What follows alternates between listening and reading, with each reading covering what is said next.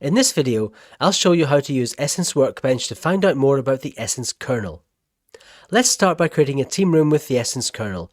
We won't worry about adding any other practices yet. We just select the Essence kernel and create a new team room. When the team room is created, we start in this game board view, where we can bring the Essence kernel into the right-hand browser by clicking on the practice icon at the bottom or anywhere we see the Essence kernel symbol. For example, in the team room overview, or if it appears on the game board canvas. All the elements of the Essence kernel appear in the right-hand panel, but they're also on this board to make it easy for you to see them. Let's start with the kernel alphas. These are probably the most useful and recognisable part of Essence. They're the common ground and are all things that you'll recognise that development teams all need to be concerned with. Whether they know it or not, all teams are addressing an opportunity of some sort, have some requirements, and are doing some work. This picture helps describe the relationship between those alphas.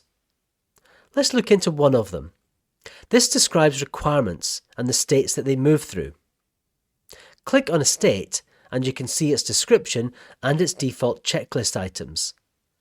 Clicking the checkpoints causes the state achievement bar to move.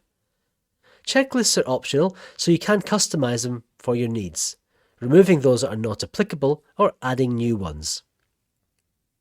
Let's move on to look at activity spaces, but before we do that, let's look at the other way that we can look at the elements, the element view. To access this, we use this network icon here. Now we've got a dynamic representation of all the alphas, work products and activities in your team room. Because this room just has the kernel, there are no work products. If there were, they'd appear under the appropriate alpha, and there's no activities. We'll add some in later. Use these checkboxes here to toggle things on and off. Let's start with the context view. This will always show all the kernel alphas. So here you can see we've got the same information that we did on the game board. And the checkpoints I ticked, they're still checked. Moving on to activity spaces, display them here by checking this box. You can also access them by selecting the Essence kernel in the practice cluster at the bottom. Activity spaces are placeholders for the activities that help you progress through the states of the alphas. Activities themselves are going to be part of a practice. So to see this, let's bring in a practice. We'll use the practice cluster at the bottom to add the use case 2.0 practice so we can see an activity. The practice is shown here.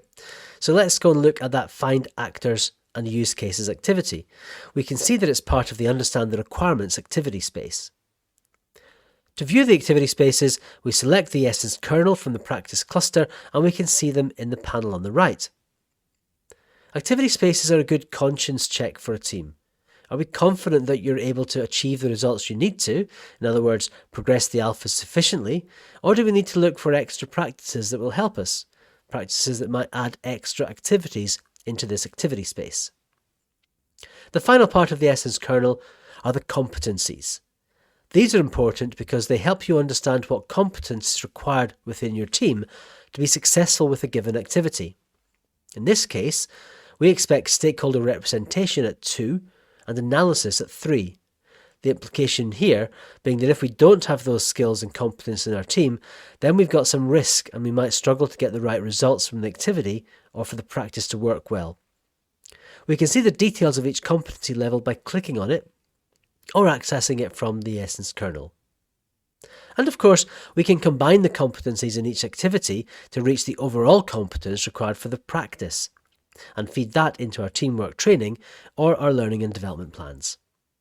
Now you've seen the Essence kernel and its 3 parts, the kernel alphas, activity spaces and competencies. So you can go and explore the rest of them on your own.